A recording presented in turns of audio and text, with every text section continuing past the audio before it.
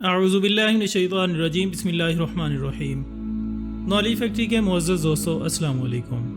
ناظرین اکرام، قیامت کی بیشتر نشانیوں میں اردن کے ایک دریا کا ذکر بڑی کثرت سے ملتا ہے، اور علماء کرام بیان کرتے ہیں کہ جب یہ دریا خشک ہو جائے گا تو وہ دور قرب قیامت کا دور ہوگا۔ حال ہی میں اردن کے اس دریا سے متعلق ایسا حیران کن واقعہ رونما ہوا ہے جس نے دنیا کو حیران و پریشان کر رکھا ہے۔ یہودی اس دریا کے ساتھ کیا کرنے جا رہے ہیں اور اس واقعے کا قیامت کی نشانی سے کیا تعلق ہے، یہ سب کچھ ہم آج کی اس ویڈیو میں ڈسکس کریں گے، لہٰذا آپ سے گزارش ہے کہ اس ویڈیو کو آخر تک ضرور دیکھیے گا۔ ناظرین، دریائے اردن کی تاریخ ہزاروں سال پرانی ہے اور یہ دریا بہت سی تہذیبوں کے لیے پانی کا ایک اہم ذریعہ رہا ہے۔ دریائے فرات اور دریائے اردن کا ذکر تو قرآن پاک اور بائبل میں بھی آیا ہے۔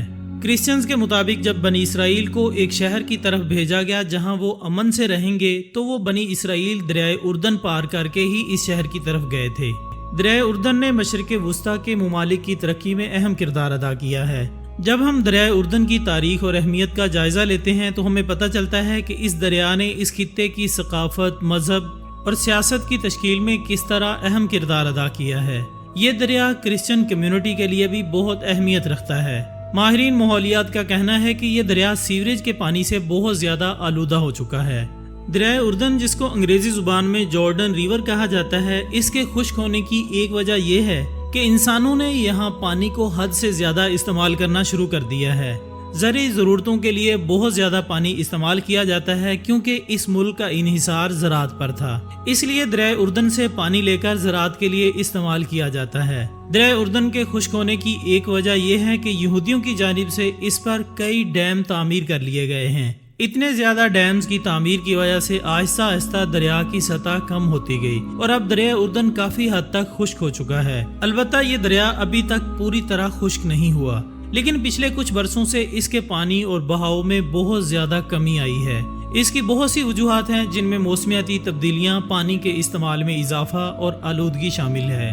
ناظرین، دریائے اردن کا خشک ہونا قیامت کی نشانیوں میں سے ایک نشانی بھی ہے۔ اگر ہم احادیث کا مطالعہ کریں تو ہمیں پتہ چلتا ہے کہ دریائے اردن کے خشک ہونے کے متعلق ایک حدیث بھی موجود ہے۔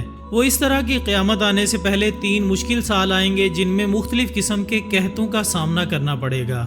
پہلے سال میں آسمان سے 1/3 بارش کم ہو جائے گی اور زمین پر 1/3 پیداوار بھی روک لی جائے گی۔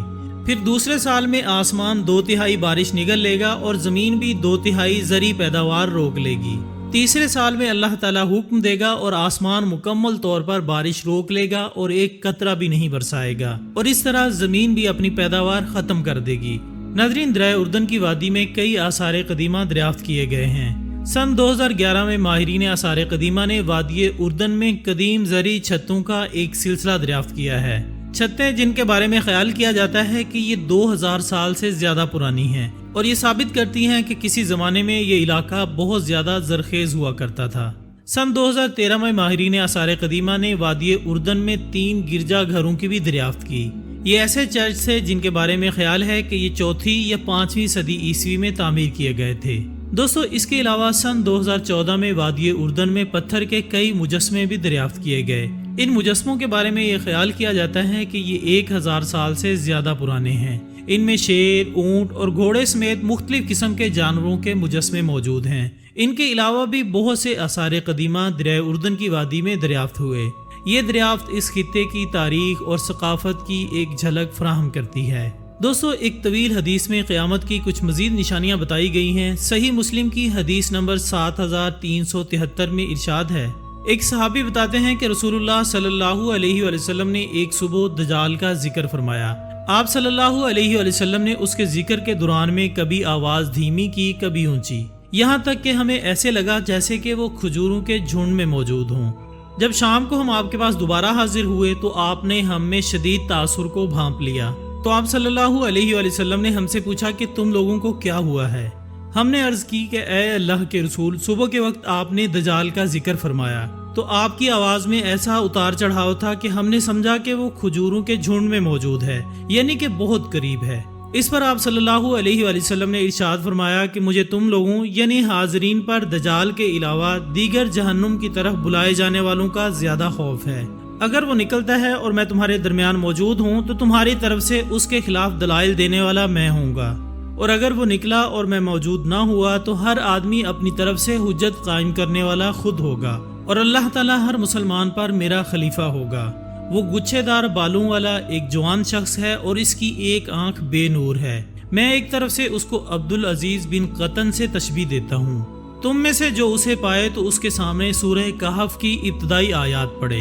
وہ عراق اور شام کے درمیانی راستے سے نکلے گا، وہ دائیں طرف بھی تباہی مچانے والا ہوگا اور بائیں طرف بھی۔ اے اللہ کے بندو، تم ثابت قدم رہنا۔ ہم نے عرض کی کہ اے اللہ کے رسول صلی اللہ علیہ وآلہ وسلم، زمین میں اس کے رہنے کی مدت کیا ہوگی؟ تو آپ صلی اللہ علیہ وآلہ وسلم نے فرمایا کہ 40 دن۔